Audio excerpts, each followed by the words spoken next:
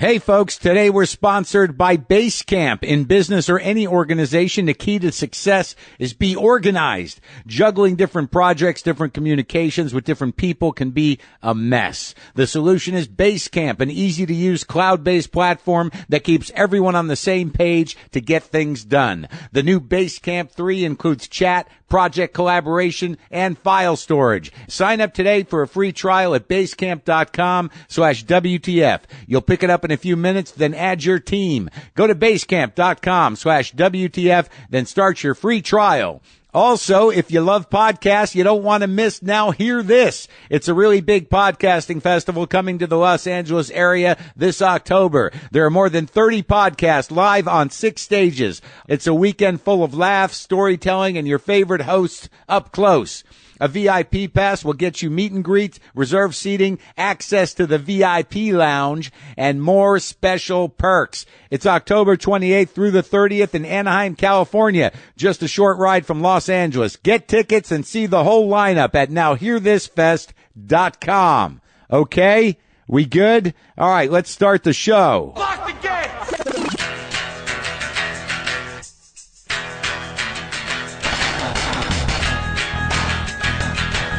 All right, let's do this. How are you, what the fuckers, what the fuck buddies, what the fucking ears, what the fuckadelics, what the fucktuckians? What's happening? I'm Marc Maron. This is my podcast, WTF. Welcome to it. I'm in a large hotel room, not a fancy hotel room. I guess it's fancy for a hotel that one goes to on the road. It is a Holiday Inn Express. They are not paying for that plug. I'm just trying to give those people that do the traveling a sense of where I'm at.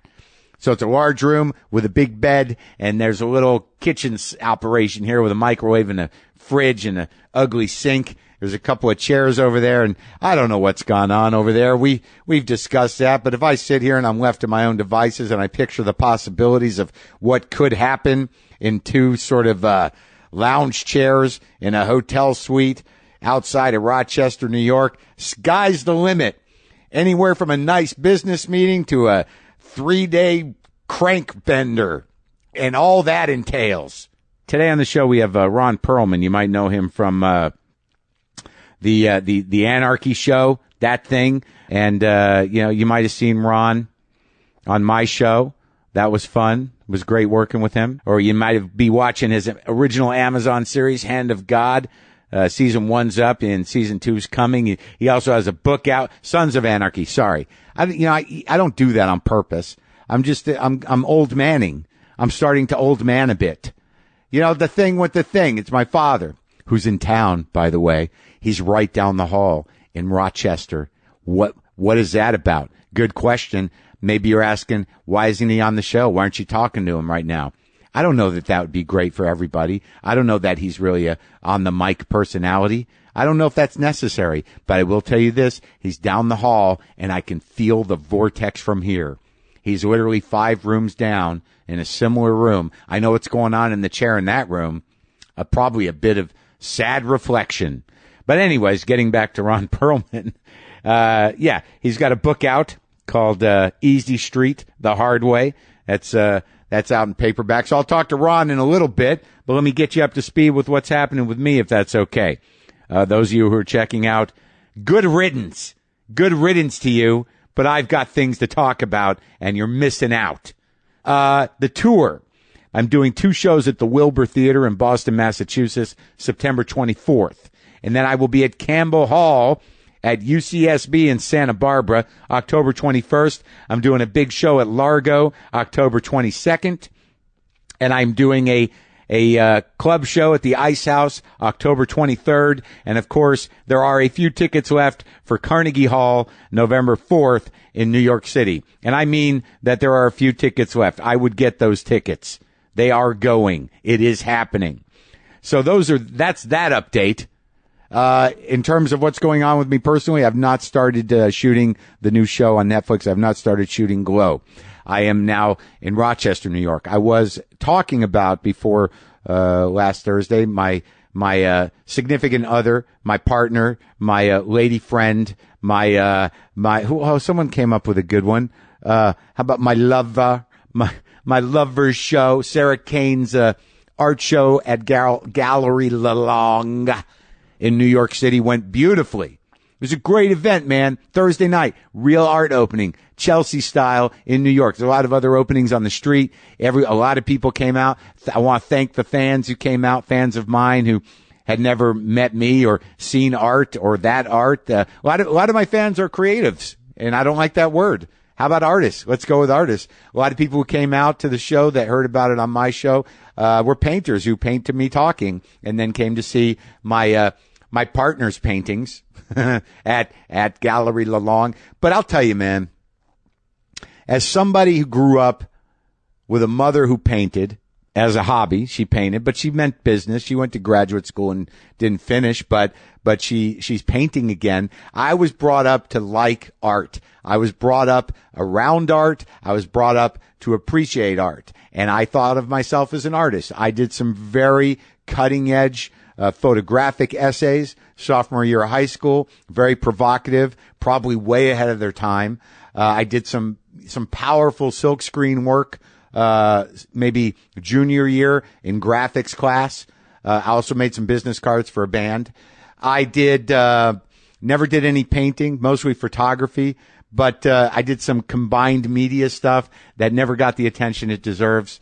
Senior year of high school, and some drawing. I did a very, very provocative and cutting edge portrait of John Lennon from the 8x10 that came with the White Album that won a Best of Show award in my high school art show. I'm not tooting my own horn here. I'm just, I got out. I got out just in time before I ruined my life trying to do that, because there are people better at it, and one of them being my girlfriend, Sarah Kane, who does these large abstract paintings.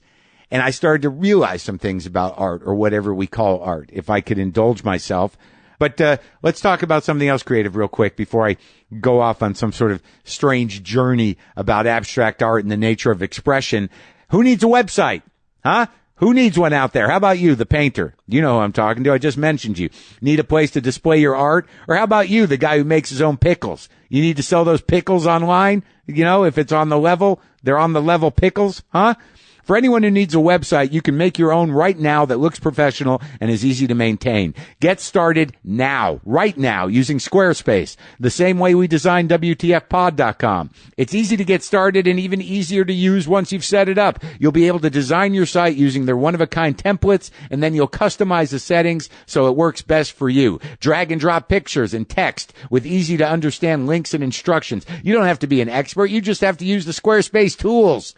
Right now, if you sign up for a year, you'll receive a custom domain for free. Start your free trial today at squarespace.com and enter offer code WTF to get 10% off your first purchase. That's squarespace.com, offer code WTF. Squarespace, set your website apart.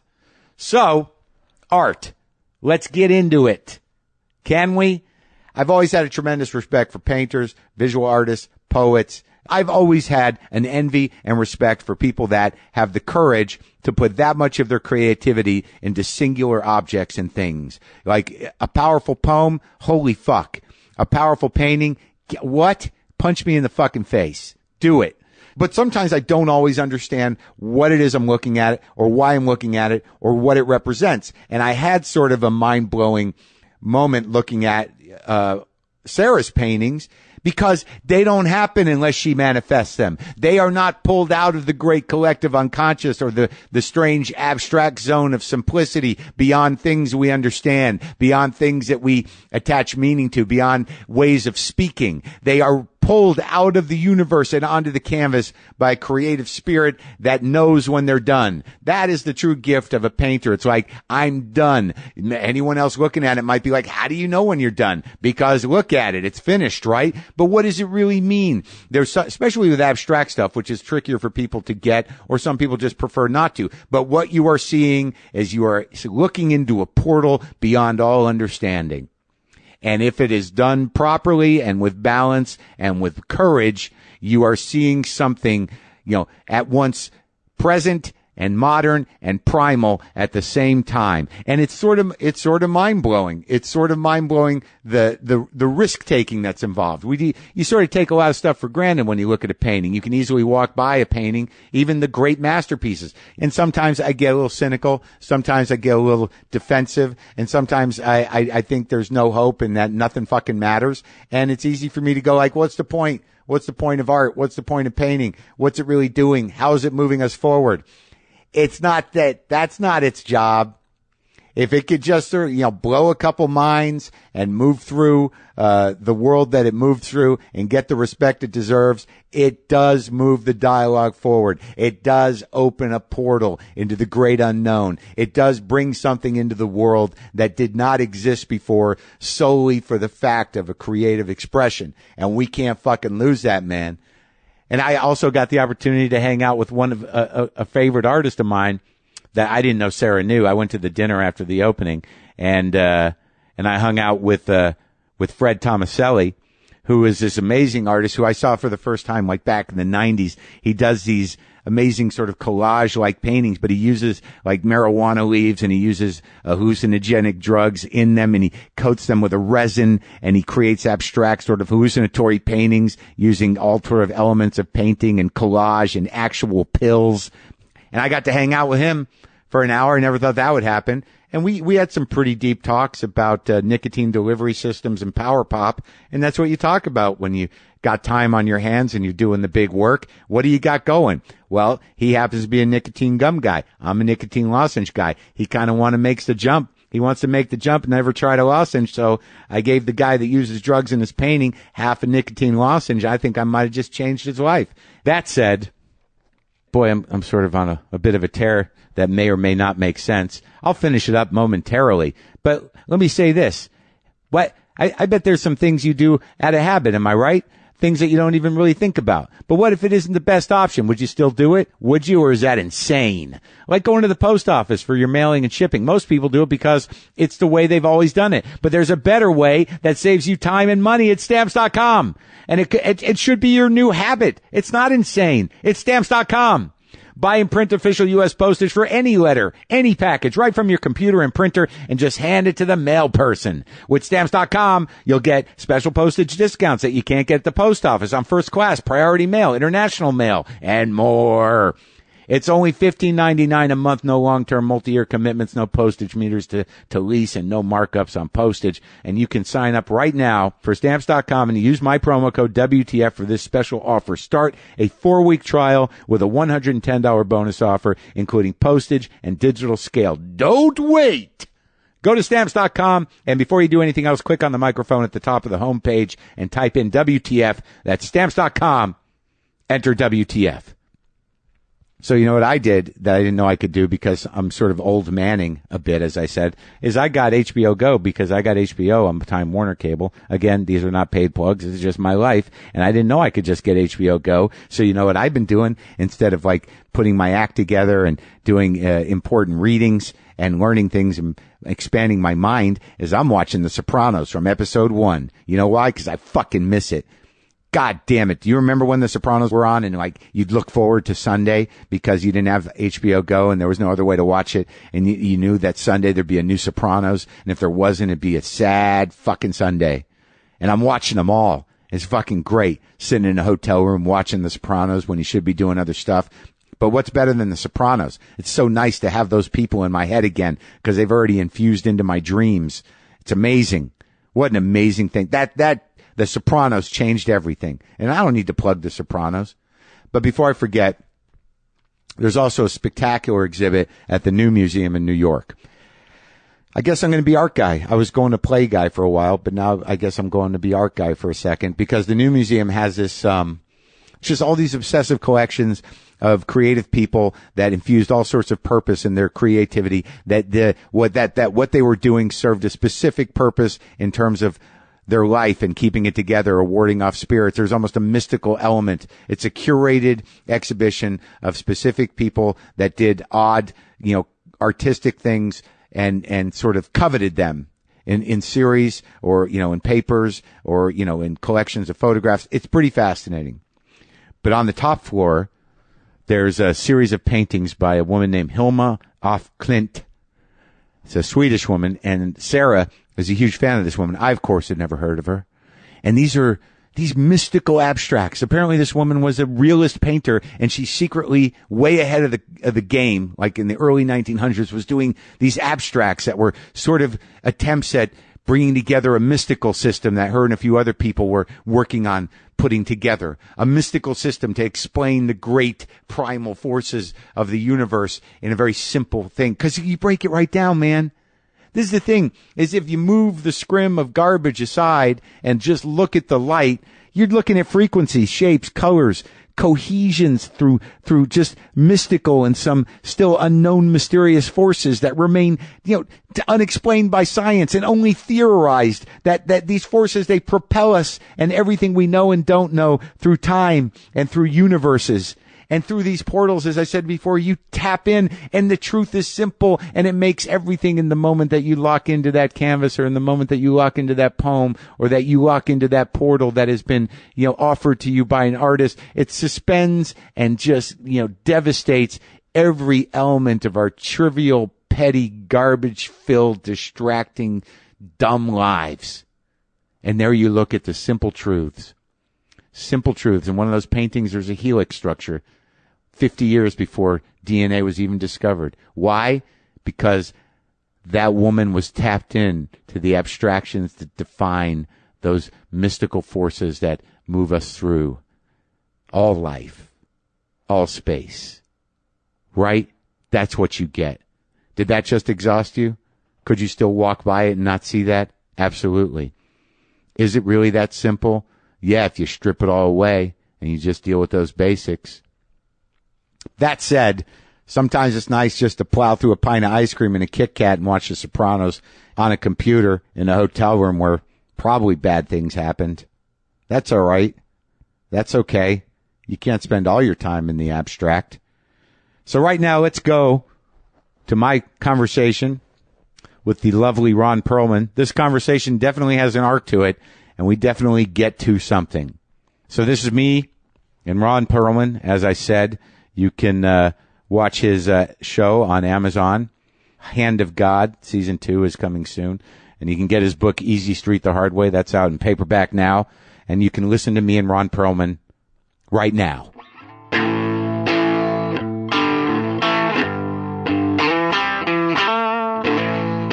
This is one of these fucking shows, dude, where, we live in a world now where people tell me, you got to see this show, and I'm like, what's it on? I don't even know what it's on when they tell me. I don't know what they're talking about. We've overloaded it, right? We fucked up a good thing, didn't we? I don't know. I had nothing to do with it. We went from the golden age of television to, please stop.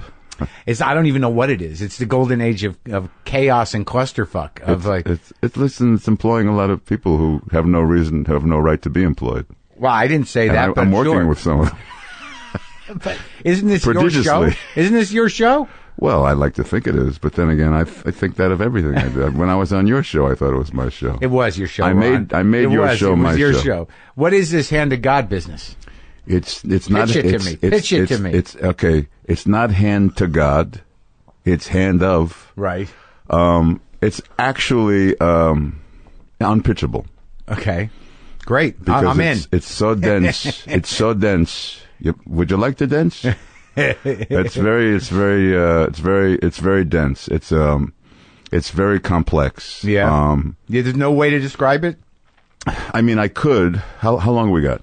As long as you need. You're early. Okay. Yeah, no, I could. I'm an hour early. Hey, are you the lead in this show? I am. I'm number one on the call sheet. You're number one on the call sheet, but it's a vague show. It's like my version of Maron. Okay. Yeah. Except you're not Ron. But I'm Pernell Harris. Pernell Harris. I am a judge of some consequence. Yeah. Every street or boulevard in town is named after either my grandfather or my great-grandfather. Small town. I'm that guy. San Vicente, California, the fictional town. Yeah. Sort of northern California. Right. 2-hour drive, an hour and a half drive from San Fran. Right.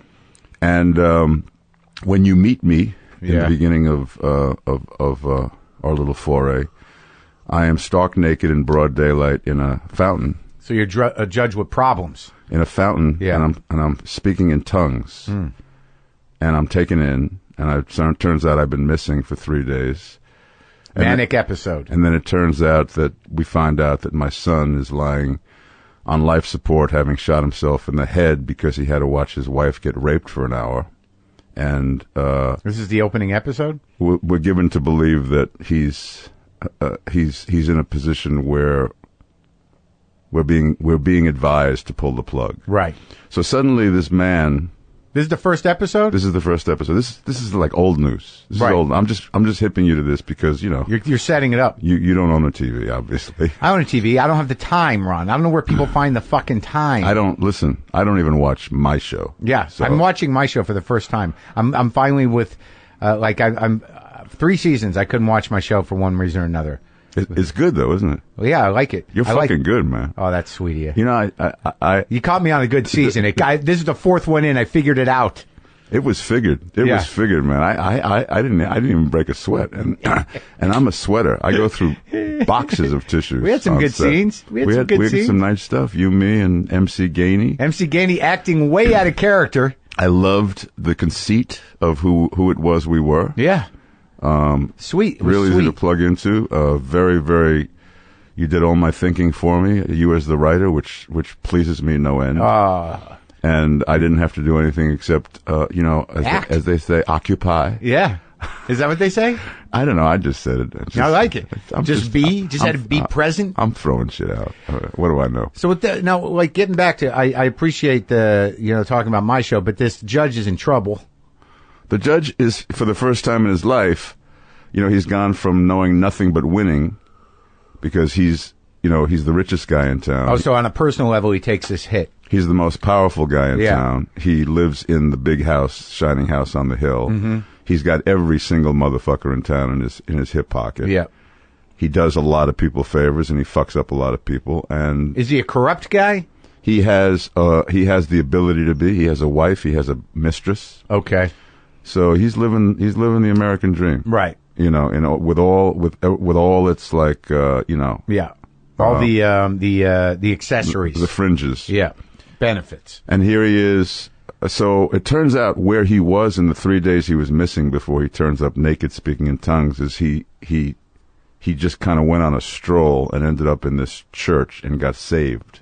Oh, and shit. Found God. And I felt like I almost felt like I could have been saved 2 days ago. Really? I'm through it. I'm okay now. But I realized I understood for some reason for the first time in my life the idea of sin and the pain of being flawed and why Jesus could work for some people. I mean, I wasn't looking for Jesus, but I understood it. Mm-hmm. But I don't even know why. I'm not even sure what I was thinking about. What was there a trigger? No, but I'm trying to figure out how to structure some stand-up. Oh, well, that's trigger enough. Anybody who's ever tried to play, the improv, right, the Comedy Store, knows that's plenty. That's trigger plenty. Right. Well, I'm sort of fascinated with the idea of sin as not being like there was never any. The idea of sin was only designed and constructed for people to judge themselves against, not to be sinless, but for people to accept sin, and that that's something that happens. You just want to try and keep it in check, and then when it's not in check, you have to look for the relief or the salvation or the corrective. Mm-hmm. Now, are you one of these guys that believe that all of this stuff that we find at the root of civilization, meaning the Bible and and the notion of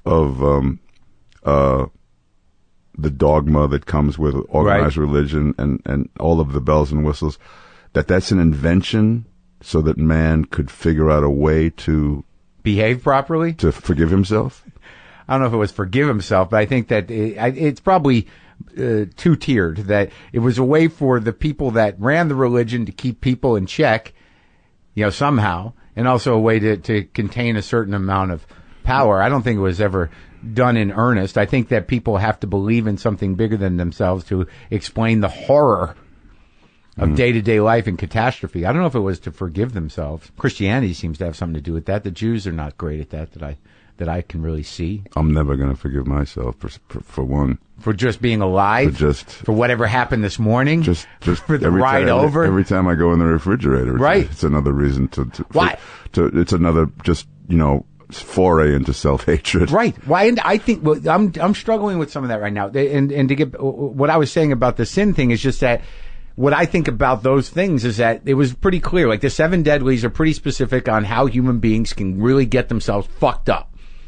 So, that's a good list. Mm-hmm. You know what I mean? Yeah. Food's in there. These guys were good, man. Right. It was solid. And just the idea that this entity went through all the pain possible for everybody to sort of use as a barometer for their own pain. I got it. I'm not saying I'm looking for it. I'm completely happy in my recurring pattern of self-defeating and self-hatred with, weird spans of manic excitement that I think are actual change. And then a month later, I'm like, I guess that was just a good week.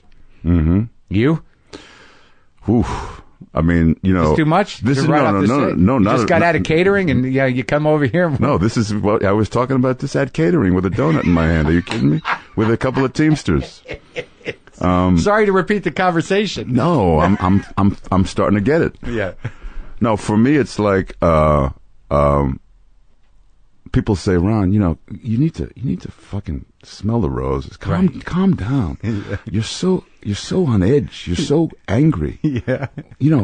What is there to be so angry about?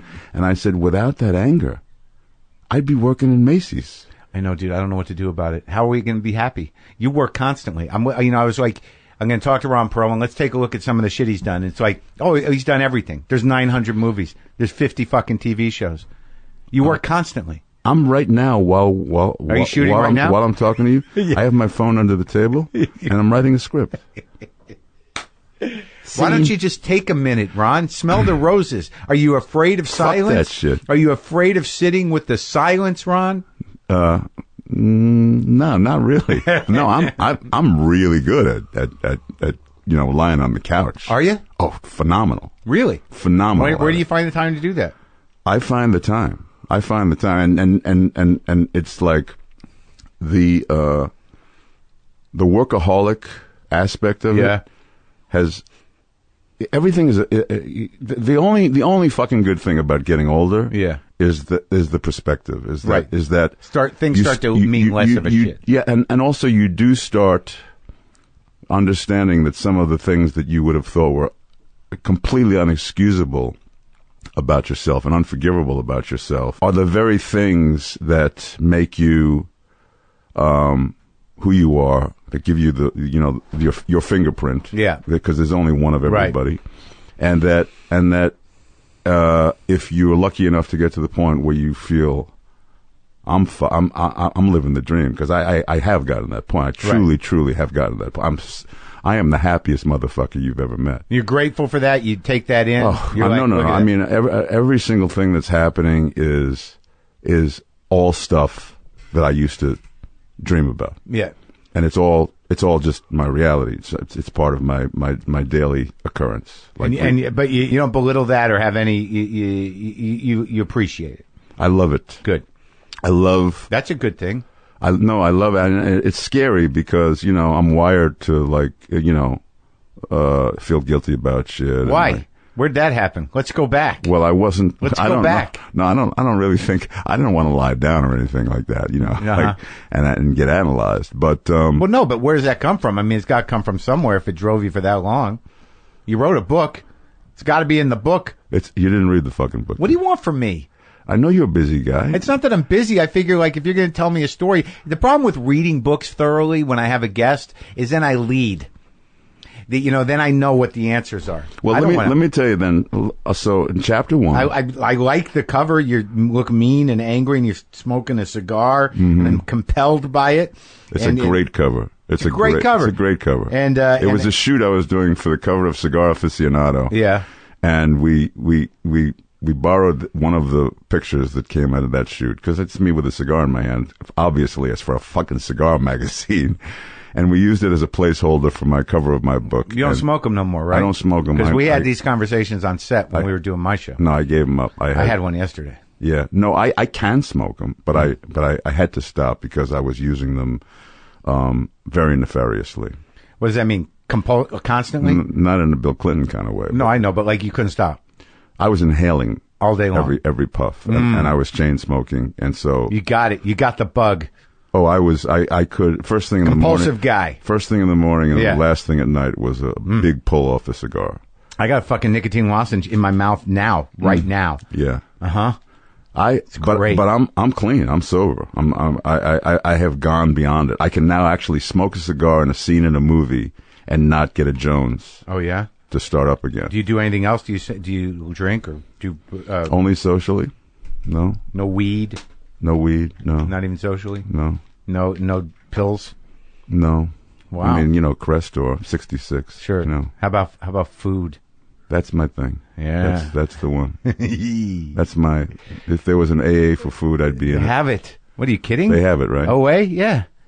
I have food issues too, dude. Where'd you get yours? Lower middle class, Jewish. Right. Eat something, darling. You're not eating enough. They were always worried about you. Right. About you weren't eating enough. And it was like back in the day. It was probably like, here, have a plate of kishki. Have some fucking kasha varnishkas. You can't find that shit anymore. I may actually go straight to Nate and Al's from here now that you mentioned it. That's got to be the only place that has it. Stuffed Derma is what they right. It's the I same think thing, Cantor's right? has it, but when I see it, like it's a rare treat and it's tasty. Mm-hmm. But like, who's eating it for it to be sitting there? How long has it been sitting there? Fucking Cantor's. The kishka. You'd be surprised. Oh, what? That people I think eat the it? kishka moves. Do you? Yeah. There's still a few guys. I think the good news about Cantor's and Nate and Al's is that shit still moves. It's only guys like you, second generation immigrant Jew guys. Who the hell? Your parents' age, they're not around anymore. Can I tell you my story? I have a house account at Nate and Al's. So when I was a young kid, my dad's biggest year was $12,000. That was the biggest year he ever had. And I mean, we were like, we were like Bernie Sanders in training, like socialist left wing, Yeah. And every once in a while, on a Sunday when my dad was feeling flush, which was very rarely, he would bring home this stuff called kippered salmon, which is baked salmon. That's not the smoked ones, right? Yeah, that's the fresh fish. It's the smoked kipper, smoked salmon. They call it kippered salmon. They used to have all these great, what do they call them? Appetizing stores in New York City. Like Russ and Daughters. Yeah, Russ and Daughters, like Zabar's. Yeah. And this is where you got that kind of stuff. And that's high-end shit. But he would bring home for a family of 4 a strip that was basically a quarter of a pound with 8 bagels, so two each. See, it really and he'd spread the shit out so thinly with cream cheese, right? Well, I liked mine with butter, but my promise to myself was if I ever make a living, the first thing I'm going to do is buy a piece of kippered salmon bigger than a quarter of a pound. And put as much on a fucking bagel as I fucking can. Till I can't get my mouth around it. Yeah. So cut to, I get my first show in the 80s, Beauty and the Beast. Big show. Start making some money for the first time, I call up Nate and Al's, because I'm here in Hollywood, and I say, what day do you get your fish delivered? Because it comes from Zabar's, their fish. Does it? Yeah. It comes from the same place Zabar's comes from. And they say it comes in Thursday. They ship it all the way across country? They ship it. They fly it in? No, they fly it in. So I show up around 3:30 on a Thursday. There's nobody in the restaurant. And Al, of Nate and Al's, who's passed away now for at least 15, 20 years, he's at the cash register. It's between lunch and dinner, so there's nobody in the fucking restaurant. I go in there, I order 1.5 pounds of kippered salmon, I get some chopped liver, I get some bagels, I get some pickles and stuff like this. And I said, by the way, I would like to open a house account. And and I'm at the counter, so Al is like 20 feet away at the cash register. And I hear Al say, no house accounts. No, we can't do it. No house accounts. Sorry, you look like a perfectly nice fella. I can't, the paperwork is choking me. It's killing me. No house accounts. Yeah. I said, okay, Al. Okay, no problem. I'll pay cash. Yeah. He says, look, no offense. You look like a nice fella. I said, no, it's good, Al. It's good. So anyway, I get about $86 worth of stuff. Yeah. And you take the bill and the bag and you walk over to the counter where Al is sitting, and he puts the bill on the spindle, and he takes the $100 bill. And he gives me the change, And I start to walk out, and I'm halfway to my car, and I realize I have 2 20s, a 10, a 5, 3 ones, and some change. Too much change. On an $86 bill, and I've given him 100. Yeah. So I walk back in, the money's still in my hand, and I said, Al, what's wrong with this picture? And he looks at the change, and then he pulls my bill off the spindle, he looks at the bill, he looks back at the change, and he goes, give this guy a house account. It's the first honest Jew I met in 40 years. So I still have a house account in there now. Do you go there often? I do. I like that place. No, I mean, I grew up kind of. It's good. Yeah, I'm a little Very younger few- than you, but it's a very specific thing to find comfort in that food. You got to have it in your past somewhere. Oh, Of course you do. I mean, you grew, like I'm saying, you grew up in the real shit. Yeah. When I was a kid, there was a deli on almost every block. Right, and people in would New York. eat there. And on every second or third block, there was a really good deli. Now, I mean, they're not there anymore. It's only because the taste for that stuff is so specific. You know, it was the culture then. You know, now it's like a special thing, and you got if your grandparents, like if my grandfather hadn't, driven me into the city from Bayonne so he could pick up tongue at Katz's, and built that into my brain, or my grandmother didn't make matzo ball soup and brisket, I wouldn't know. I wouldn't know, because my generation is the one right after you, and we were the first ones to go, I don't eat that shit. Yeah. But where'd you grow up in New York? Washington Heights. And what is that? Is that Brooklyn? No, it's Bronx? It's Upper Manhattan. It's like near the Bronx. It's upstate Manhattan. Oh, almost the Bronx, right? Or Washington Heights is so named because it's the highest point in Manhattan. It's where the George Washington Bridge is. Right, okay. And George Washington, ergo Washington Heights, Yeah. stood up there and watched the Hessians as they made their way up New York. Yeah. And a decisive battle was fought because he was able to watch them march up because he was perched at this highest point. Right. So named Washington Heights. Glorious history where you grew where up. they put the George Washington Bridge, which I think they're renaming the Chris Christie. Aren't they? Yeah, I think so. Shit. So how many kids in your family?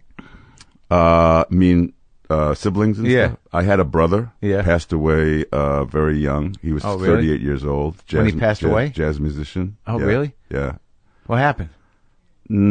Struggled a long time with manic depression. Ugh. Was found Yeah. dead. Right. Not a pretty story. So you got that in your family, the depression? I guess so. Yeah. I mean, if you'd read the fucking book, you'd understand. Why you got to say it like that? Why can't we just tell? Why can't we have a conversation about your life? Here's why. Because I admire you. God I admire damn it. you too, but you know what? The only time I read books is when I'm nervous about talking to the person. I don't. Oh, that's a great thing to say. I appreciate that. That's a very great compliment. But here's why it's important I'm to me. going to read it eventually. Here's why it's important to me. I'll tell you why it's important to me. Christ. And you know. You want to come back another day? I'm not a. I mean, does that mean I got to leave now? Maybe. What are you going to say? No, I got more shit. I got a lot of shit. I know you do. Especially because you didn't read the book. Now I got to tell you the whole fucking That's thing. exactly the point of the conversation. But the thing of it is that, the reason I'm here, is because of a guy named Phil Stutz. Okay. Yeah, the therapist. I love Phil Stutz. How's he doing? Is he all right? Phil Stutz, he and I have worked for years and years and years. I haven't spoken to him. Did he fix your brain? He fixed me. I mean, I'm a graduate. Mm-hmm. You know, when I go to him now, it's usually maybe twice a year, and it's mostly Tune up. It's mostly, you know, every once in a while you still go to territory where you really have never been before and don't know quite how to maneuver your way around it. Really? Within yourself? In the world, not within myself. But yeah, in applying How to handle something. how to handle, because the thing that was brilliant about Stutz and why the interview you did with him on the show, which I guess was inspired by Hank Azaria. a book that he wrote called The Tools. Well, Hank Azaria had brought him up and did an impression of him, and then the woman who was the publisher of my book published Phil's book, sent it to me, and I said, of course. Phil doesn't, you know, there's no like, so, you know, what happened when your mother did this to you? And, you know, like the conversation you and I were about to have about why I eat the way I do. Mm-hmm. I'm sure that there's a fucking reason. I'm sure that there was You know there's a reason. I'm sure that there's. Why do disservice to you? You know there is. No, but Why? What good does it do? I'll tell you why.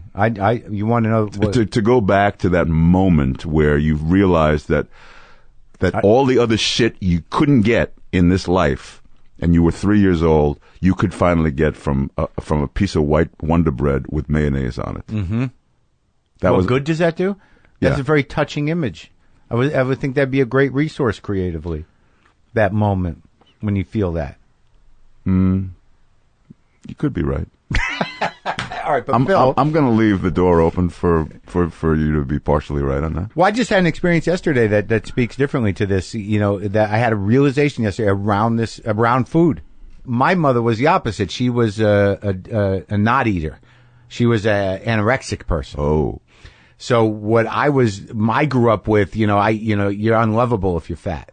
If you put on weight, you know what I mean? Like, so like I had body image issues from the get-go because my mom was so afraid of fat that she couldn't handle it in herself. And my entire childhood was based on denying me food. And I was a chubby kid. So like she literally said to me recently, I don't think I could love you if you were fat. That's in the last decade. But what I'm telling you is that I went back yesterday to the moment. That's a giveaway, by the way. That she would say something like that. There's a good chance she just fundamentally can't. No, I know. She said that too. She said that like in passing, sort of like a jokingly at Thanksgiving one. She goes, Mark, when you were a baby, I just didn't know how to love you. And I'm like, holy shit, there's the missing piece. But the moment yesterday where I realized that she was incapable of it because she was so insecure in her own self. Mm-hmm. It's a powerful moment. Like, and then you can let them off the hook. Mm-hmm. Cognitive shit's fine. Yeah, you learn how to live your life. But the moment where you can actually let go of some shit or feel the grief or the sadness of it, that's not nothing. Well, I'll tell you something. I was about to say the genius of Stutz is that he actually, the name of his book, The Tools. Yeah.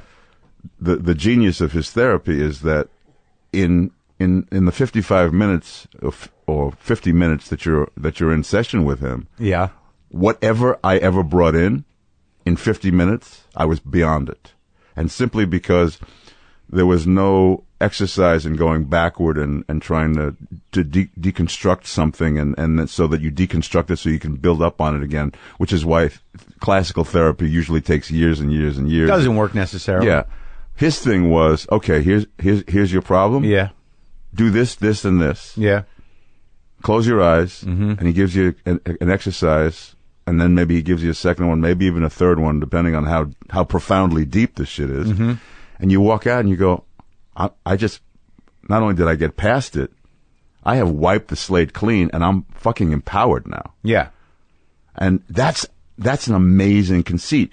Until you get to the next one. Right. But if you get to all of the triggers, and you get enough tools to sort of redirect your misinformation, which is coming from the short-circuiting of your inability to cope with something on your own, and you get a tool that immediately totally redirects it and manages it in a way where something that was suicidal and negative and dark all of a sudden becomes celebratory and beautiful. Yeah. So he has this thing, which this will tie into everything we're talking about, called the shadow. Yeah.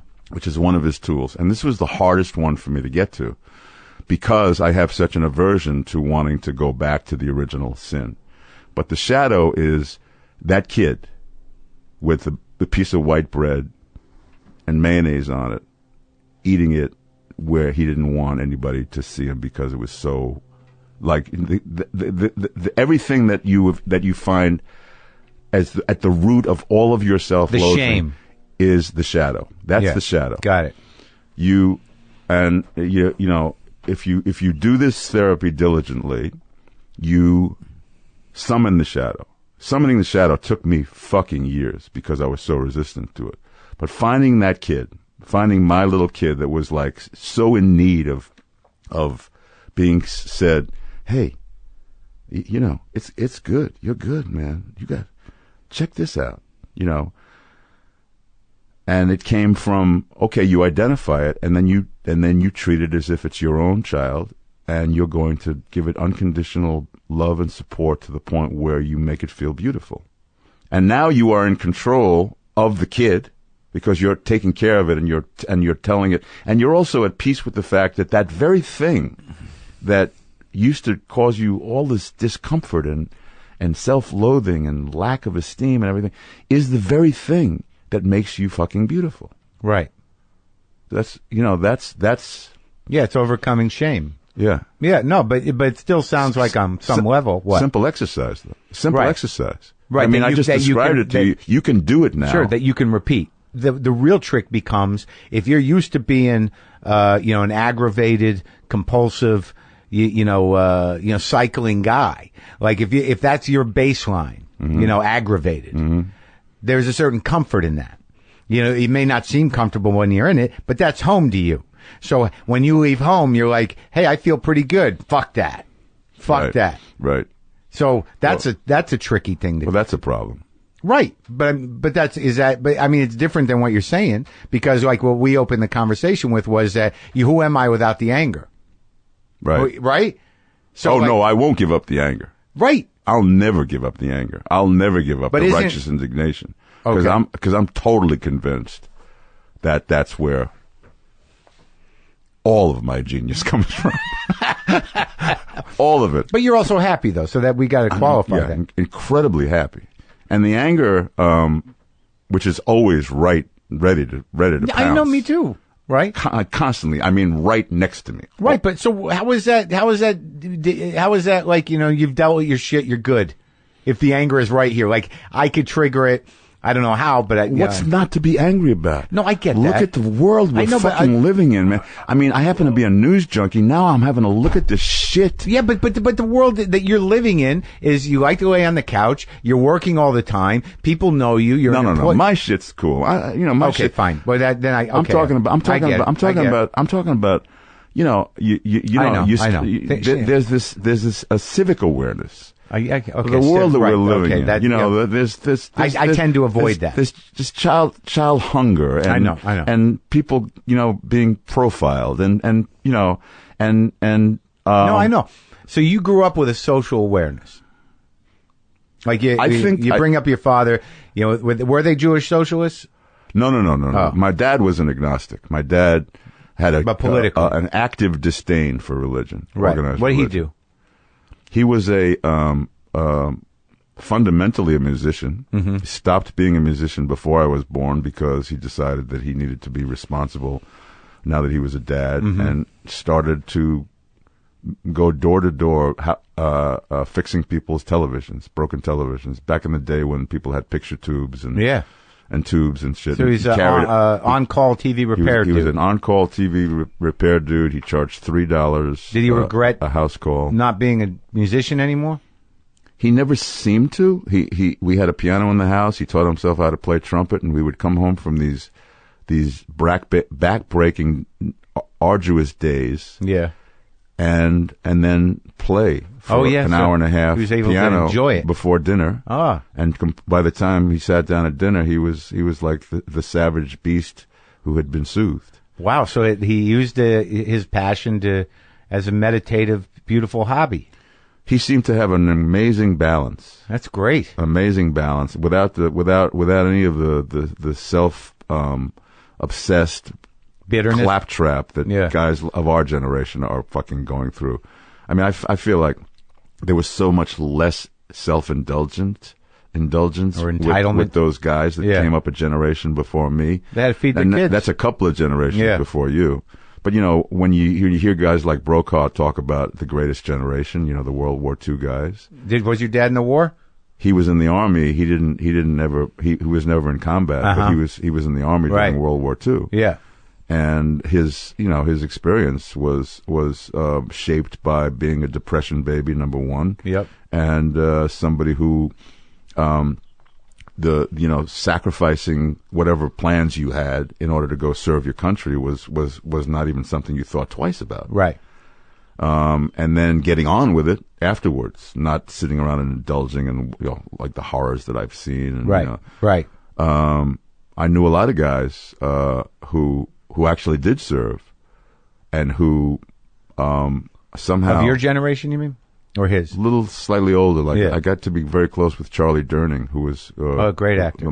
but he was one of the most decorated soldiers in the history of this country, who turned into an actor. Charles Durning was? He landed on Omaha Beach. Really? I didn't know that. He took out some. He lost 38 guys, his greatest friends around him, or something like that. And he took out a machine gun nest, and he carried 12 people to safety, and on his back, and then he turned into this fucking beautiful, bright song and dance guy great actor who spread joy into everybody's lives for decades and decades. And right before I got to work with him a lot, but the last time I worked with him, he would just suddenly sit there in the chair waiting for them to light a shot, and he would just break into tears. And he was trying to finally purge the stuff that he held in for all those years. Yeah. Because if you ever say, "Yeah, I heard you were on Omaha Beach," he would change the subject. And then right before he died, and I've seen this with other veterans, he needed to get it all out, and you couldn't stop him from talking about it. Oh, really? You couldn't stop him from talking about how he never slept more than 2 hours a night, and his wife would have to hold him in his arms while he sobbed because of what he saw at Normandy. So they had PTSD, but it wasn't a thing. These World War II guys. I don't understand. It wasn't labeled. It was a thing. It was a thing, but somehow was what I don't.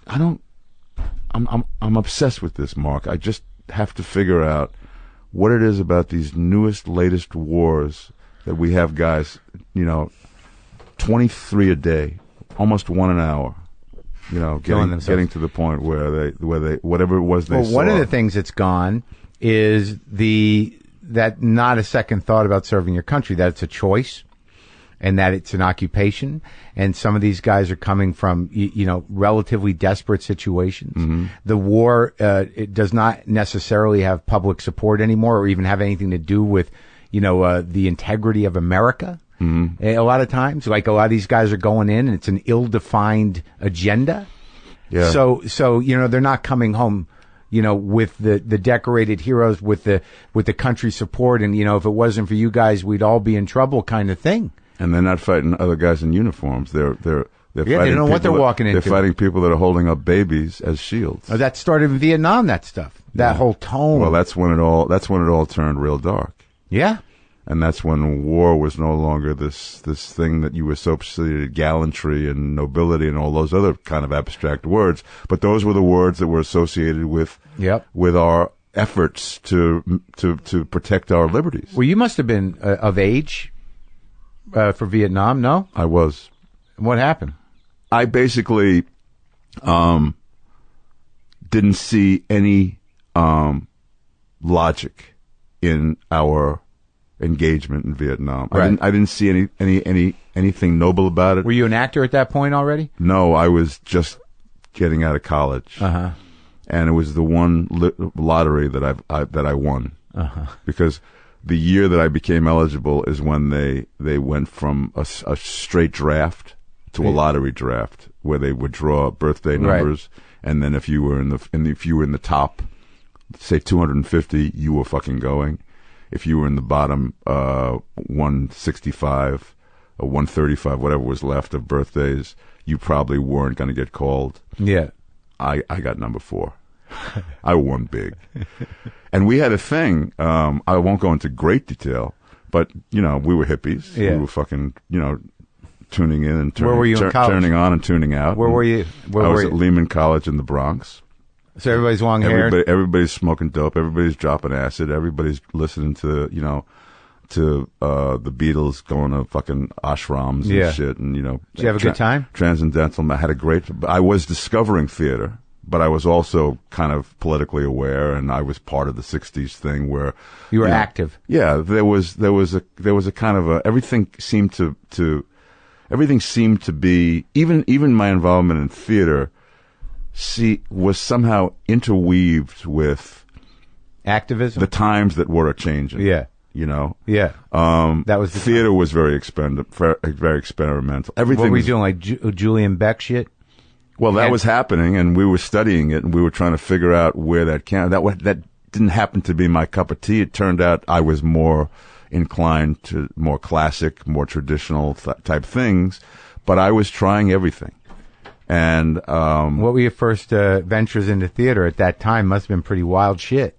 No, because most of my theater exposure was through school. Okay. So whatever the school was doing, I was in high school plays, college plays, got $7,000 worth of parking tickets by going to Lehman College in the Bronx, and then decided to go to grad school in Minnesota because I figured the cops would never look for me there. And I really did. What graduate program? Where? University of Minnesota. Doing acting? Doing MFA, yeah, Masters of Fine Arts for acting, yeah. Was that a good program? It was a great program. It was Minneapolis, St. Paul is great. Love it. Highly cultured region. Even then, huh?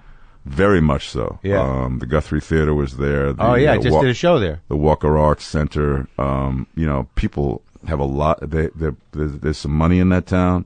There's a lot of 3M was there. A lot of sophisticated cultural people. A lot of corporate headquarters. So there were a lot of wives who had a lot of time on their hands, who had money, and they shoved it all into the arts. Mm-hmm. So there were museums, there were galleries. Oh yeah, there were theaters all over the place, community theaters all over the place. So there was no lack of someplace to go ply your wares. So when you do the MFA there, you do all of it. You do the Shakespeare, you do the dance, you do the movement, you do sword fighting, you do a clown workshop. Mm-hmm.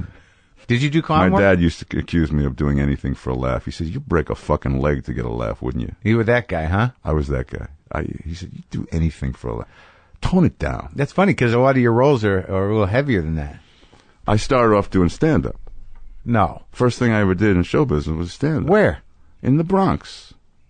For real? For reals. Like, did you do the improv or? No, I never got that far. I only did other people's shit. Oh. I never evolved to the point where I wrote my own stuff. I basically mostly did George Carlin's act. Where? Started off locally, and then wherever discotheque there was around, we would audition, and they would say, "Yeah, you could do a couple nights here." Really? Yeah. Huh.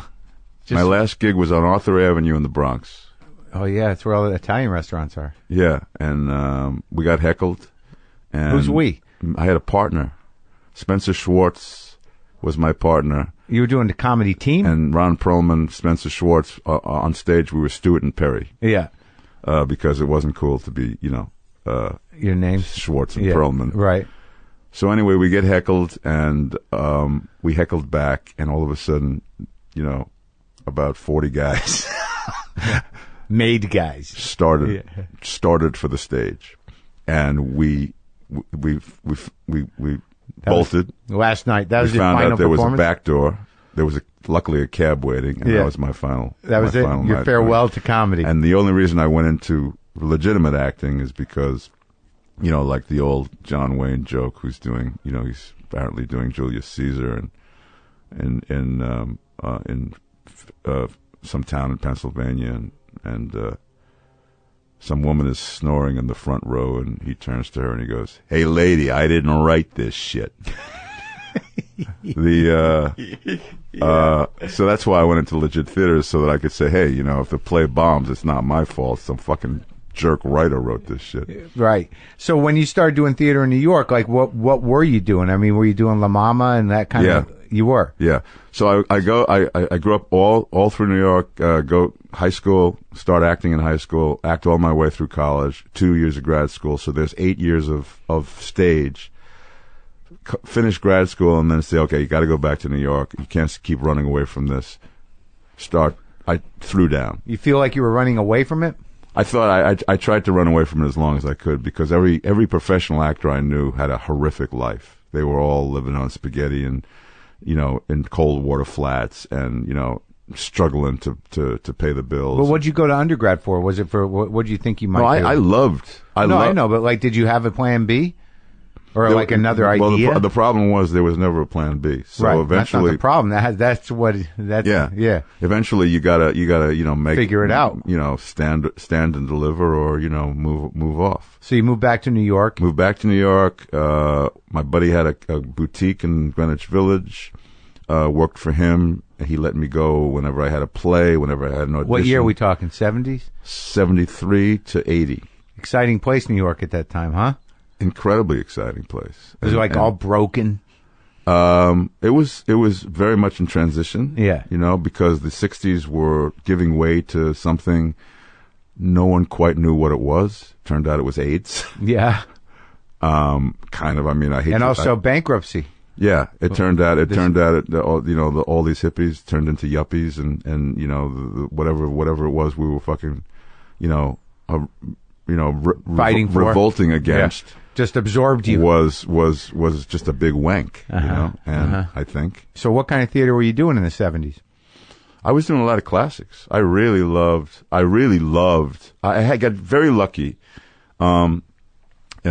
Because I met a professor at Lehman College, who brought me through from Aeschylus to Sam Beckett and everything in between. Yeah, like the entire history of So you were a full-on theater guy. Theatrical. It wasn't about movies, really. You wanted to be a stage actor. But it was about the literature of theater, the art, the literature. Yeah, not the art. The art came later. The literature of theater. Yeah, like. What the Greeks started doing, and then everything that they died, only to be replaced by something else. Then they died, but through every phase of history, there has been theatrical literature. Yeah, up until now, there's hardly anybody writing plays anymore because you can't make a living doing it. I just talked to a couple guys. There's some good shit around. There's some good shit around, but arguably, we're not living in an age where people like Tennessee Williams, Eugene O'Neill, Samuel Beckett, Gunter Grass, William Inge, Edward Albee are all walking the earth at the same time. Right. When I was learning my value system, all those guys were not only walking the earth, but they were Harold Pinter. They were what people had to aspire to, had to look up to. Yeah. We don't live in a condition right now that supports that particular kind of. And my theory is it's not because a Tennessee Williams isn't being born every 5 minutes. It's just that his ability to get to the marketplace has been completely stultified. That's true. So he has to go find a way to do something to keep his lights on, and that usually means he's going to be working at FX or Amazon and thank God for those places, because right now that's where all the great literature It was is. definitely, what I've learned from talking to people that lived through this, and yourself included, is that it was a much more intimate business, and in the sense of outlets. And people who were truly gifted and full-on geniuses that did the work were celebrated more because of that intimacy. Now the whole thing is broken open. There's a million different outlets. There's the issue of corporate occupancy of the arts, and very little public support in a lot of ways. And there's just thousands of people doing things, and they can do it on their own. But back then, if someone came up through the ranks and all of a sudden there was a play and it had to be reckoned with, it was reckoned with. It was a small community. Because there was an edifice into which it could plug into. Yep. And it was a thriving edifice.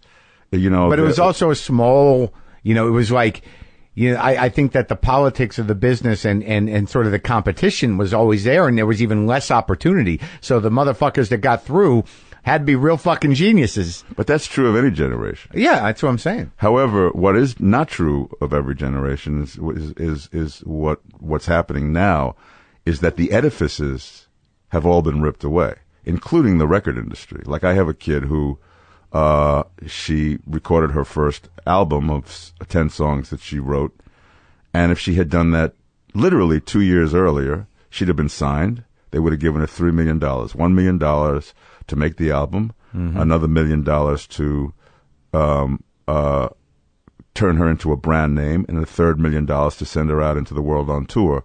And by the time all those three things happened, if she was meant to be a star, she was going to be a star, and they had a revenue stream. Yeah, it's all broken open now. There's no edifice. It's become so difficult to sort through because there's always been 55 layers of garbage before you get to Stevie Wonder. Right, but somebody was in charge of sorting through that. Right. Now we all just have to do it And freelance. there was a place where somebody would be playing something, and all of a sudden they'd hear, for once in my life, and they'd go, holy shit, get him on the fucking phone. Right. And all of a sudden, the world has Stevie Wonder, and not just you and me, because we happen to catch him on YouTube, but the fucking world has Stevie Wonder. Right. And he's filling stadiums all over the world. So you're doing the classics. You're in New York. And I'm still doing the classics. Yeah. But you had an amazing career. So, like, I'm just trying to, like, how did you come to Hollywood? What happened? So you're doing theater in New York. What was the break? Because it seems like you were eating a lot of shit for a few years. Yeah. I mean, I had sporadic moments of sublimeness On stage? throughout my whole young life. Yeah. Sporadic moments of sublimeness. Met a guy right after I got out of school named Tom O'Horgan. Yeah. And Tom O'Horgan was known for Hair, Jesus Christ Superstar, Lenny. He directed all those things. Oh, yeah. I caught him in his waning days. Mm-hmm. But we made some noise, and so the play that we did got a huge amount of notice. Which play? It was called The Emperor and the Architect of Assyria, or The Architect and the Empress of Assyria. It was a very, very angry, expressionistic Spanish play by a guy named Fernando Arrabal. Mm-hmm. But we fucking set the town on fire in New York, got rave reviews. What year was that? 76. Oh, that's exciting. And so from that I got an equity card. From that I got my first agent and everything like that. And then nothing for 3 years. And I thought you were gonna go. This is it. Yeah. And then 1979 I get called in to do this audition where I'm supposed to try to act like a Neanderthal. And so I cavalierly go, and I treat the fucking director because he's French, and he seemed like he was wearing jeans that were ironed. Yeah.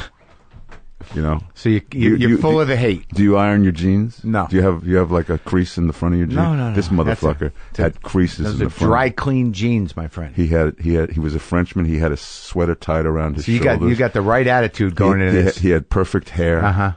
And he was French. And he was doing a fucking caveman movie, and I all I could think of was Victor Mature and Virginia Mayo in 2000 BC, where she's wearing loincloth, a loincloth and eyeshadow, and he's perfectly shaved, right, with great hair, and so I cavalierly went through this whole audition process, and the day they flew me to London for the final audition, I found out that this Frenchman had won the Academy Award for Black and White and Color for Best Foreign Film, and that he was a serious motherfucker. Yeah. And on the last audition, I finally got nervous, but I hadn't blown it. I didn't get so nervous that I blew it. They gave me the part. It was called Quest for Fire, my first movie, 20th Century Fox. It's a big movie. Huge budget for the time, for 1980. Academy Award-winning filmmaker. Do the movie. It's got Anthony Burgess, who wrote Clockwork Orange. Yeah. He's writing the glossary. It's got the greatest anthropologist in the world. He's setting up the world for us. It's just teeming with class and teeming. It's got with, Ray Don Chong. It's got Ray Don Chong. It's teeming with integrity. Yeah. It's teeming with. It's the most serious look anybody's ever taken at 80,000 years ago. What that might have looked like. Right. And it's not playing. It's not fucking playing. And we do the movie, rave reviews, get a couple of nominations. Nothing happens for 3 years. Again. 3 years. 3 years. Nothing. Then that same dude who did Quest for Fire comes back and hands me another fucking trippy gem called The Name of the Rose. But Quest for Fire was like, that was no English in that. No, there was no. I mean, it was like you were. It was like a silent film. But that's hard acting. With sound. Yeah, it was hard. I mean, you had to draw from all your resources. No, I'm telling you, it was a sublime, artistic endeavor. Yeah. Which was received in a beautiful way, but there wasn't a commercial success. Right. None of the things I was doing were commercial successes, including the thing at La Mama. But the people who I cared about, their opinion, they were going, "Holy shit, this is some trippy shit." Yeah. And that was plenty for me. Yeah. Then 3 more years, and then he decides he's going to do The Name of the Rose, which was like for 200 weeks the #1 bestseller on the New York Times bestseller list. Yeah. Umberto Eco, and a lot of people were trying to do the movie. Yeah. And he gives me this role of the Hunchback, which Yeah. is almost as colorful as the one in Notre Dame. Right. And it's Sean Connery's in it, and What was that like working with him? Oh, beautiful, beautiful. I mean, you have certain expectations of your true heroes. 'Cause Yeah. you don't have that many heroes. Yeah. Guys from that generation are the only guys who could ever be in the category of heroes for me anyway. Yeah. You know, the Sean Connery, he was the end of all the guys who were larger than life. He was the last bastion of that. And when you meet a guy like that and he doesn't disappoint, that he's a real fucking OG, he's like, he doesn't suffer fools, he drinks hard, he plays hard, you know, he lives hard, and he loves to laugh and sit there and have a great time. But when they say action, he's like Michelangelo, you know. So that was thrilling. Yeah. Thrilling. So Name of the Rose happens. How that would be received? Very, very beautifully by the press. Didn't make a lot of money, but it broke even like most of my shit. And then Beauty and the Beast. Yeah. That's how everyone knows you. Yeah, goes for 2.5 years. Primetime CBS. The show finally ends. The phone literally doesn't ring for 3 fucking years. Why do you think that is, Ron? I don't know. I just the nature of the business? I think that I mean, I think I would be immodest if I even tried to address that or answer that. Right. But I think it has something to do with the fact that none of those things were indicative of making me saleable. Right. For sure. None of those things were indicative of saying, oh, this is the guy who's going to be doing this for the rest of his life, you know. Because each one of those were kind of one-offs. And also you get cast as, not necessarily a heavy presence. You have a certain intensity and look to you. But none of them were sort of said, oh yeah, he'll be the third, he'll be the best friend of the lead for the rest of his career. Right. He'll be Zach Galifianakis. Right. You see most people and you go, oh yeah, he's going to be that guy. But did you want that? Well, I thought I did because having the phone not ring for 3 years and always being on the verge of selling your house. Yeah. You know, or pulling your kids out of fucking school, you know, that's not fun. Scary. It's not fun. It's just not fun. So what I really wanted was some sort of seat at the table and some sort of feeling that everything wasn't always going to be complete feast or famine. Especially after 50, yeah, like you did 55, 60 episodes of that thing, of Beauty and the Beast. So you banked a little money. Yeah. Yeah. Just enough to get into trouble. Right. And just enough to buy my first house and then, you know. And then not wait. work for 3 years. So were you like... After I made my first down payment. And you got a wife and 2 kids at that point? Yeah. Wife and, yeah, the second kid got born the year they canceled Beauty and the Beast. Now, but what kind of guy are you when that happens? Do you freak out? Are you yelling at your agent? I call Phil Stutz. That was when he started with Stutz. I call my shrink. I say, how do I do this? And there were times where I really didn't have the resources, where I was in total panicsville, where I was like getting ready to throw everything overboard. You know, where I was like, I don't know. Never did I think about getting out of the business because I what are you going to do? Never. What am I going to do, first of all? And what am I ever going to do that gives me the thrill that this thing gives me, that sort of engages me in, you know, all my cylinders are pumping when I'm doing it. Right. You know, there's nothing that even ever came close to that. But you're still doing, you know, parts in movies at that time, right? Little parts here and there. Things that I would rather not have been in, you know, things that I'm not proud of, you know, things that just work. You know, you know, just shit work. And then I met Guillermo del Toro, and I've been steadily working ever since. Yeah. He actually was the one that changed my life I finally got momentum, and it has lasted. And you credit him exactly? Like he's the guy? Credit him exactly. He's the fourth leg of the stool. Uh-huh. There was Stutz. Yeah. There's the guy in college, Arzamanian, who taught me how to love literature. There's Jean-Jacques Arnaud, who gave me Quest for Fire and Name of the Rose and Enemy at the Gates. Yeah. And then there's Del Toro. And, you know, there's like any one of those people in somebody's life that is that much of a game changer for you, where you're completely going in one direction and all of a sudden the whole direction changes. It changes your whole perception. Any one of them is a good thing to have in the arsenal of living a life. But to have, you know, 4 people who had that much of an impact and continue to. Yeah. That was when I realized, holy shit, Perlman, you know, you know, whatever little moments of discomfort, you are a very, very lucky dude. Yeah. And how did Del he directed the Hellboy? He directed a little movie called Kronos. Right. It was his first film. Yeah. 1992 or 3 or something, whatever it says there. And that was when, after Beauty and the Beast, that was the first job I did in 3 years. Yeah. But his coming out party was for real. This was like a filmmaker that the world was going to stand up and take notice to. And everybody realized from his first movie, this tiny little weird vampire movie, that he was going to leave behind a body of work, an important body of work. Yeah. And not only did we have a great working relationship, but we turned into great pals. And then he did this 7-year battle with a studio and a half, because for 5 years it was at one studio. And he kept saying Ron Perlman, they kept saying Nick Cage, he kept saying Ron Perlman, they kept saying The Rock, he kept saying Ron Perlman. It was Hellboy. And it took him 7 years, but he finally won me the role and got the picture made. And now no one can see it as anybody else. Yeah, but I mean, that was like, I don't know. I've never seen anything quite like that before, where somebody could have made his movie 20 times over. Yeah. He could have made his movie 20 times over, but just by going, yeah, all right, this is a losing battle. Even I was saying to him, take it, dude. You're not gonna get the movie made this way. Yeah. You know, give me a small part. You know, let me be an FBI agent or something. Yeah.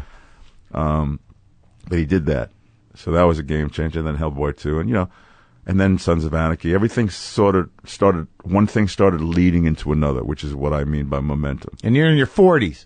No, I'm in my 50s. At that point. I'm in my 50s. So chipping away, doing things you're not proud of, taking whatever you can to stay in the game. 40s was that. Yeah. 50s was when the momentum started.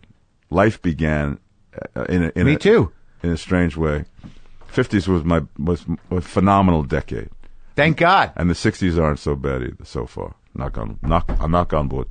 Well, it's like it's amazing because like Sons of Anarchy was huge, got a nice tight following. We're in parking lots shooting my show. People are coming up to you with stuff to sign, dolls, lunch boxes. I don't know what the fuck it was. Right. People love that show. Oh, yeah.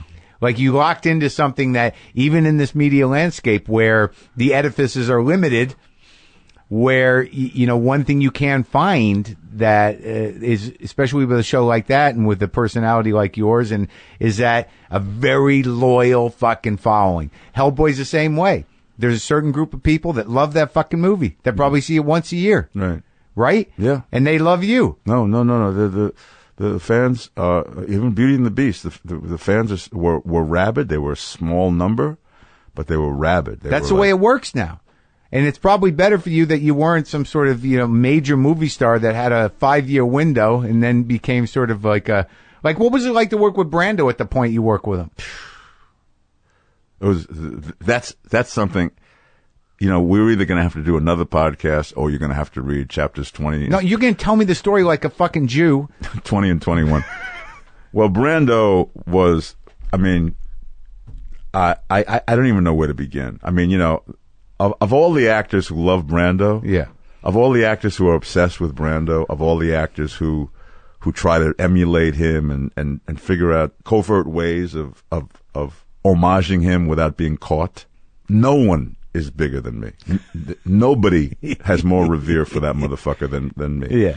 There are others that are kind of tied with me. Yeah. But no one has more. So when I heard that he was doing this film and that it was tailor made because it was the Island of Dr. Moreau, so everybody in the film had to wear these transformational makeups, and that was my thing. That was my wheelhouse. I had already done Quest for Fire, transformational makeup, Name of the Rose, transformational. So I was known, and Beauty and the Beast. So I was known as this guy who liked to work behind rubber.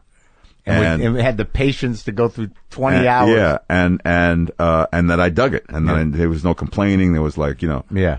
And so I was a shoo-in for this next Marlon Brando movie, which I never imagined I would ever be. Had you ever met him? I had never met him. Oh, my God. So, Richard Stanley, there's a documentary called Island of Lost Souls, I think. Right. Richard Stanley was the genius. He was kind of a low budget wunderkind who had directed a couple of really cool, edgy, low budget, stylish movies. New Line. He went to New Line with his newly formed little notoriety. He was kind of an egghead. Yeah. He stumbled when he spoke, and he was a very brilliant guy, but not a battler, like a real intellectual. Yeah. And he's the director. He goes to New Line, and he pitches the notion of doing Island of Dr. Moreau, and they say, well, this is fascinating. It's time that we do this because vivisection has suddenly now become, whereas H.G. Wells wrote about this in 1895. Right. Now it's actually, cloning is actually on the radar. So can you get somebody? And he goes to Brando, and Brando says, I will. He watches his movies, and he signs on. Hire everybody. Stan Winston for the makeup. They hire me. They hire, a lot of motherfuckers all over the place. Go to far north Queensland, Australia to start shooting. And on the fourth day, they fired Richard Stanley. Why? Because on the fourth day, he was 4 days behind. Through a series of happenstances that most of which were not his fault, but he got the rug pulled out from under him by some very crafty, shady motherfuckers. Who did not appreciate him wielding power, on a big thing. Where he was not ready yet. Right. I was still in L.A. I was meant to go out on the next plane, but they said, "Hold on, we may not be doing the movie." Then I heard rumors that they're not going to do the movie unless they can find a director that Brando approves of. Then I hear that there's, I'm starting to get emails from director friends of mine, like, "Hey, I got a meeting with Marlon. What should I expect?" And I go, "I don't know. I never met the motherfucker." But good luck. Yeah. Well, what about this movie? I hear it's a clusterfuck. I said, "Yeah, I hear it's a clusterfuck too." But I've got my ticket. I'm 22 hours away by plane, so I don't know what the fuck. I mean, it's all just rumor and conjecture at this point. And then there's this, like one car would be going up to Mulholland Drive while another one was coming down. To Brando's house? This steady parade of cars of directors going up to pitch their version. The guy who ends up getting it is John Frankenheimer. He's an old timer? He was an old timer. He was he was exiled from filmmaking. He made very, very big films in the 50s and 60s and 70s. Manchurian Candidate, 7 Days in May, The Train, Birdman of Alcatraz. Oh, that's good. But he was an alcoholic. Right. And he destroyed his career. And for 12 years, he went into exile. And the way he came out was he started making these very big miniseries that got all these awards. And suddenly, Richard Stanley's out. We're looking for a director. Frankenheimer goes up to Brando's house, and Brando says, maybe it's time for you to finally get back what you lost, And Frankenheimer becomes the director. Frankenheimer goes to Australia. Another couple of weeks go by. Brando probably knew him, right? No. Never met him. Never met. Huh. Another couple of weeks go by, and they say, Pearl, okay, get on the plane, go. Yeah. I show up. After about 2 or 3 days, we have our first welcome Marlon party. Yeah. He's supposed to come on the plane. Right. And we had a welcome Marlon party for the next 3 weeks every night. And he never showed. He finally did show up, and I can't imagine what you're doing. Like, what the fuck is? Everybody is like, it's like he's like the Wizard of Oz. I mean, it's like the Dalai Lama. So part of you is an actor who's like been around John the block, Lennon. who knows the game, and sort of like, what is this bullshit? But the other part of you is like, yeah, I got to meet Marlon Brando. That's the only reason I'm here. That's the only reason I'm putting this shit on my face and becoming this fucking, ram with like goat with ram's ears. Yeah. That's who I'm playing. So I could be there. Yeah. So I could be in his presence, right? So he finally arrives, and let me jump to our first day on the set. We're doing the scene. I'm playing this character out of H.G. Wells called the Sayer of the Law. And he would intone these incantations because he would be the one, if one of these animals stepped out of line, they would have a trial, and he would be the one intoning the laws of these animals that, not to slurp, but to sip. Right. That is the law. Yeah. Not to walk on all fours. That is the law. And it was this thing that H.G. Wells wrote. So I had to do this at this big trial where Moreau is presiding, and I'm the guy with the staff. Yeah. And I decided to play him blind because I suddenly, I think I was smoked some peyote, and I said, "Oh, Justice blind. Yeah. Hey, that'd be cool." Yeah. And they let you. Frankenheimer was okay with it? Frankenheimer said, "Let me think about that, Ron." And so he thought about it for a day. He said, "Okay, I like it." Yeah. And I went to the makeup guys, and I said, "I want to have those, milky lenses." Yeah, yeah. And they said, "Well, the only way to do that is the lenses are actually opaque. You cannot see through them. They'll make you blind." And I said, "That sounds cool." Yeah. It was the biggest fucking stupid bonehead move. I couldn't hit a mark for the rest of it. I had to, and I hated them putting the lenses in and taking them out. So once they put them in, I would just sit there for like 3 or 4 hours through lunch and everything, just so that they wouldn't fuck with my eyes. Blind. And I'm blind. I can't see. I have to be led everywhere. And you're wearing horns. And I'm trying to do a performance. I can't hit a mark. I have no idea who I'm. You're working with your hero? Brando is a foot and a half away from me. You can't see him? We're on this little platform that, that's big enough for his chair and me. Yeah. And he's got a throne, and I'm there with a staff, and I'm giving these incantations. So we do the first shot. It takes us about 12 takes. We finally get this big shot, and then we're going to move in for Marlon's close-up. And so Marlon is talking to Frankenheimer. He says, first thing I want you to do, John, is I want you to take all these extras and put them in the shade and give them a Coke. And he says, and I don't know who this guy is over here, but get rid of him. He's talking about me. Now I've come 85,000 miles, 45 years to be in this guy's presence, and the first thing he says is, "Get rid of this guy." I don't know who this guy is. Get rid of this guy. So Frankenheimer says, "Well, we can't get rid of the extras, Marlon, because we need them for their reactions." He says, "It's a close-up on me, John. What do you fucking need? Put them in the shade. They're dying. There's no ozone. We're in Australia. Put them in the shade. Buy them a Coke. Take it out of my salary, John. Don't be a fucking Nazi." And Frankenheimer says, "Marlon, I protest. I'm not a Nazi." He says, "Did you ever see a movie called The Young Lions?" He goes, "Oh, yes. Edward Dmytryk directed that. You and Montgomery Clift and Dean Martin." He says, "Well, I know Nazis, John, and you're a fucking Nazi. Get rid of the extras and get rid of this fucking guy. I don't know what the fuck he's saying. I don't know what he's doing. He's very distracting." And so I'm starting to really get nauseous now. I'm about to throw up in my mask, which reminds me of the movie The Verdict. You throw up in your mask. It's not a good thing. So he says, "I'll make you a deal. I'll get rid of the extras, but Perlman stays." He goes, "Who's Perlman?" He goes, "This guy's Perlman. He's playing the Sayer of the Law." And Marlon, for the first time, I guess, looks... I don't have my lenses in right now, so now I'm watching. I can see all this shit because we're getting ready to... And he looks at me and he goes, "Well, does he have to say those really dumb lines?" And Frankenheimer says, "Well, that's in the script. That's the script you agreed to do, Marlon. He's the Sayer of the Law. He says he has to say those lines." And I said... H.G. Wells wrote those, sir. And he goes, "I wasn't talking to you." And so he says, "Look, the extras can go, have a Coke, Perlman stays."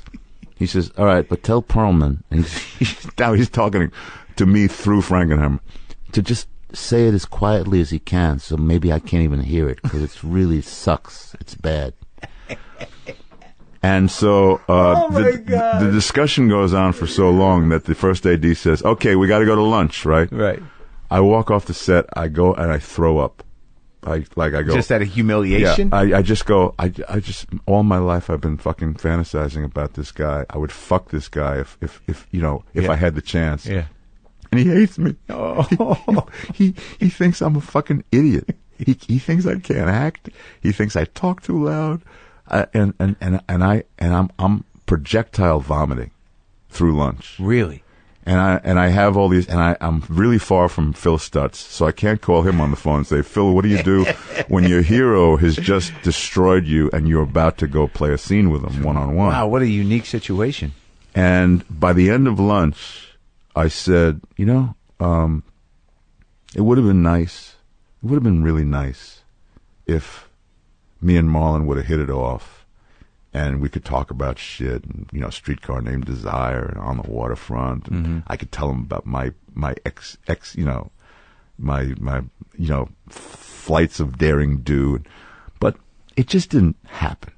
But here I am. They've paid me. They've hired me to do a job. I'm a professional actor, and I gotta do this performance. So fuck him. Fuck that fucking overweight, over the hill piece of shit. Fuck him. I'm going to destroy him in this scene. That's where the anger works. And that's what I channeled, and because I had to get my self-confidence back. Yeah. I had to. I mean, I was going to go out there with nothing. So we do the scene, but I could feel us doing the scene where I have a couple of lines, and then he speaks, and then I have a couple of lines. But you got the contacts in. And I got the contacts in, and we do it a few times. And by next to the last time we do it, I can feel him on my wavelength. Yeah. Like we're now acting together. Right. And that must have been acute sensitivity you can't see, so you really got to feel it. But I can feel like, because I'm almost like the chorus in a Greek play. Right. And he has to come in and top it. Yeah, And right. So there's a kind of it's like the chorus, and so he's got to work off you. He can't fake it. And he has now. I can feel him realizing that I have taken charge, and I'm conducting this fucking orchestra. Yeah. And if you're either going to play or you're going to be fucking buried. And the beautiful thing about this moment is, like, who gives a fuck about the movie? Right. Right?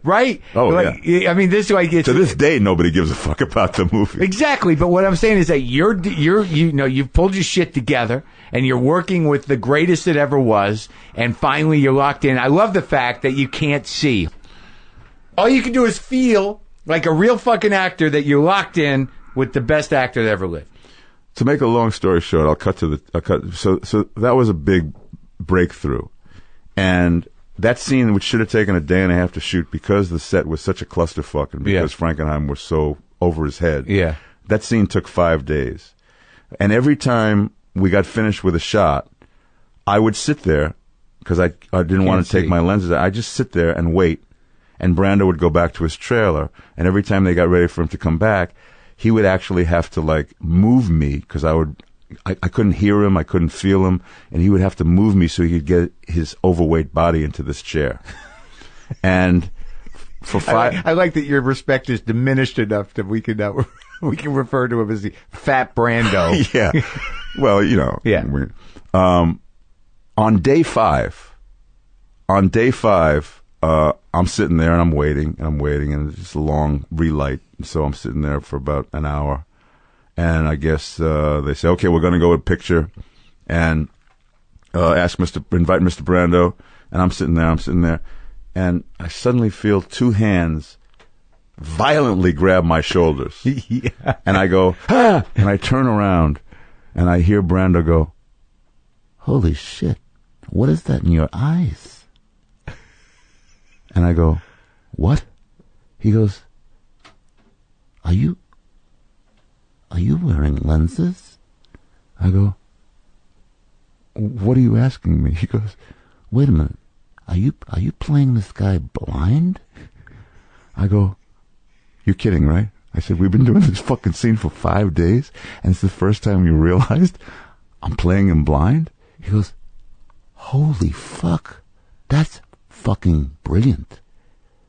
Oh, we need to start again.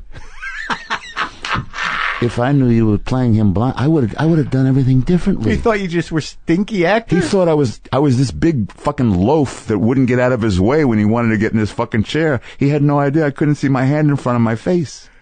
Oh my God. And he also said, And by the way, let me ask you something else. When I got here last week, there was like a whole basket of really great Latin, Cuban, African jazz. Was that from you? And I went, yeah. And I was wondering whether you got it, because I never even heard like, hey, that's nice. He goes, dude, I've been in my fucking trailer dancing my ass off to that stuff. How come you don't come in and hang out and dance with me? And I go, well, and all of a sudden, after 5 days, he slaps me on the face, like, which he loved to do. You're a beautiful kid. Thanks for the records, and come to the trailer. Yeah. Which I never did, but it's a beautiful ending to what got off on a rocky footing. You never went? No, I never felt like I was his equal. I never felt like comfortable enough to just knock on his door and say, hey, Marlon, let's hang. Did you do the scene again? We finished the scene, and at the end of the scene, you could tell he was like, nice job, kid. Did it play better once he figured out that you were blind? No, it didn't. Nothing changed. The movie's horrible. I mean, the movie's horrible. The movie's just. Wasn't there some weird debacle? Were you telling me that story that the original director never left the set? Well, he never left Australia. He was after he got fired. He kind of stayed there. But did he like linger around and become an extra or something? He did. I'd prefer not. I'd love the guy so much, and I prefer not to talk about how deeply negatively that affected him. But it really hurt him. Did he bounce back? He's in the documentary, and it seems as though he's made his peace with it. I was invited to be in the documentary, and I chose not to, because I just there's no reason to be in it unless you could tell everything that happened, and it would have hurt people to hear my version. Was Val Kilmer in that too? Yeah, that was one of the last moments of when because at that point Val was a huge deal. He was like the new Brando, right? Yeah. What a great story, though. Yeah. Are you to this day? Do you regret not going to the trailer? Yeah. Yeah. Huh. Yeah. I think it would be different now. I think I could like actually relax around him now. But back then I was, I just couldn't do it. I just you're Marlon Brando and I'm, Really? Yeah. So that's the fight you have. Yeah. Is that? Yeah, it's always been a little bit of that when I get around people who really take my breath away. But it's funny though, don't you find? Look, I've talked to a lot of guys. I mean, you're a deep guy with an inner life. You're not vapid. You're a huge fan of this stuff. Like you've been in this business long enough to know that you're fairly defined as a personality for an actor. You know what I mean? I don't, but I met a lot of actors who are they have a shyness. Yeah. They have a kind of there's something about them that where there's a place where they're not all that comfortable. Right. And I'm much more comfortable now than I've ever been. Is it a sensitivity in my own skin? But it took a long time. It took a lot of work. Yeah. It took a lot of really uncomfortable moments like that where I mean when he decided that get rid of that guy. Yeah, he's a fucking clown. Just hurt you. Oh God, it was. You threw up. I threw up. But it's a sensitivity, I guess. I mean, I guess I never thought about it that way, because a lot of people say that actors a lot of times are a little not necessarily empty, but they're able to fill up with other emotions and other characters because they're not that complicated. But I guess the other side of that is the sensitivity. that there has to be a vulnerability, that whether you want it there or not is there. Yeah. Right? Yeah. Whatever. What are you? Oh, all right. What are you now? You're thinking? I'm thinking like, oh shit. Did you what? I've just shared my inmost darknesses. This is going everywhere. But it's good. I'm happy you did it, and I'm happy you're working so much. Oh, thank you. And I'm happy that we had this conversation. Me too. And I didn't mean to make anything sad. No. I'm not sad. I'm not sad. I'm just... But like when I work with you, when we had that time, like I felt the same way, like, 'cause I felt honored to work with a guy who, who's a real actor, and like to see you work so effortlessly and seamlessly, and like I'm sitting there doing it with you, and I'm like, I like it just felt like we were just talking and stuff, yeah. and then you look at the dailies, and I'm like, holy shit. This guy's like, he lives on screen, because like when I'm in it, I'm like, I just feel connected because I don't come from years of acting. So I'm like, I'm just talking to a guy. And then, I look at it, he's a fully formed character. It's all the craft just lands. Right. Well, thank you. I mean, I actually I've been, I mean, not to sound like I'm quid pro quoing here, but, it was a great experience watching you work, work on something that springs so personally out of you, and yet you're so comfortable with sharing with the world, because it reflects a huge ability to admit, hey, I don't have it all my shit together. Yeah. And but the way you performed it on a purely acting level was wonderful. Oh, thank you, man. Wonderful. That means a lot to me. And no, it's a cool thing to watch. So outside of the book and outside of where working on the thing, is there something that, like, because I know we had talked once about you, just spending a lot of time with freaking on something that never happened, but is there something that you really want to do for yourself? So my conclusion to all of the stuff that I was ruminating about in trying to figure out why I even deserved to have a story to tell was, and part of it was, my daughter going to SUNY Purchase, which is an acting conservatory school, and so she seemed like she was going to take the mantle. And in visiting her, I became Papa Ron, and all these kids who were in this arts program. Yeah. I'm taking them out for burgers, and I'm being invited to parties. They're like raves and shit. Yeah. And I'm being invited into the inner circle, and I ended up getting very personally involved with a lot of these kids through their whole 4-year educational thing. Oh yeah. And the more deeply involved I became, the more I realized I should be able to say something to them when they get out of school that can maybe lighten their load, or make the distance between point A and point B a little bit more direct, or something useful, something helpful. Right. And this was one of the other reasons why I wanted to write the book, is because I've been answering a lot of questions from young actors who like, well, how do you do this? And what do you, and by going to school and learning how to play a scene, that doesn't mean I know how to fucking talk to an agent, or right. What happens when I get a call back, or what happens when I suddenly I'm making $100,000 an episode. How do I manage that? I mean, it's tricky. There's a lot of tricky shit in the business that's not just about what you studied for, the craft. Yeah. And this is how privileged you are to be in this fucking business. Because if you look on the shoulders of whom we're standing, starting, in the teens, in the 20s, in the 30s, everything that's mind-blowing that you can do on screen has already been done. It's already been done. And it's been done by the fucking greatest people who ever walked the earth. And if you ever lose sight of that, so the book was also like a mind your manners kind of thing. Yeah. And never think that you're bigger than anything that's ever come, because you're fucking tiny. Yeah. Compared to some of the people who have paved the way for us. Yeah. So it's partially that, but it's partially like I can't tell everybody the edifices that have been built or not built in replacement of the ones that no longer exist. Yeah. Are bankrupt, and one-dimensional and bullshit, and they're just nothing but, the worshiping of false idols, which is money. Uh-huh. I can't be that guy unless I can, like, what do you do about it? Yeah. You can't just complain. You have to figure out, okay, well, here's what I'm going to do. Right.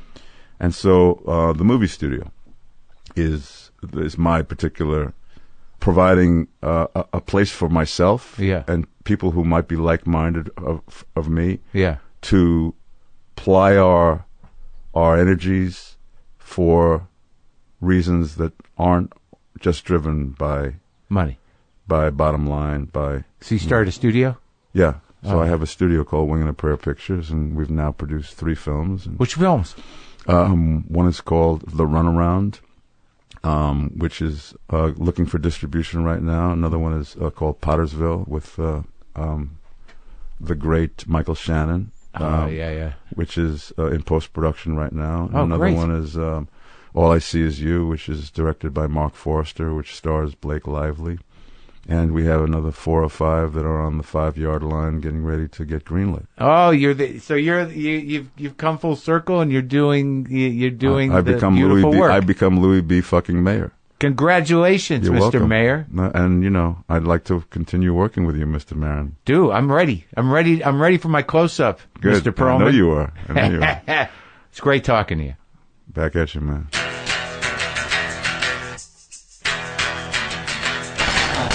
That's it. That's the show. I thought it was beautifully human, and I love talking to him. Thank you, Ron. Again, thank you for listening, people. For my tour dates and my special more later and WTF merch, you can go to WTFpod.com, powered by Squarespace. Tap into the abstract primal truth, or just listen to me play a little, let's do some more jazz whip trumpet. I feel like I've, not unlike my guitar playing, my jazz trumpet, my hotel room trumpet kind of seems to fall back on similar riffs. Let me try. Let's pick it up. Let's pick up the swing. I'm